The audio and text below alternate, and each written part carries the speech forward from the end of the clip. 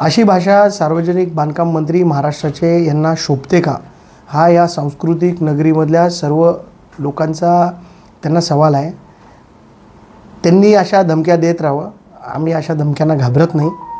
आम्ही फक्त विकासावर चर्चा करणार. त्यांनी सांगेल तो चौक, त्या चौकामध्ये सांगेल तो चॅनल, सांगेल त्या चॅनलवर लाईव्ह त्यांच्याबरोबर डिबेट विकासावर मी करायला तयार आहे. त्यांनी सांगावं, माझं आव्हान स्वीकारावं आणि उद्या 48 तास उरलेत.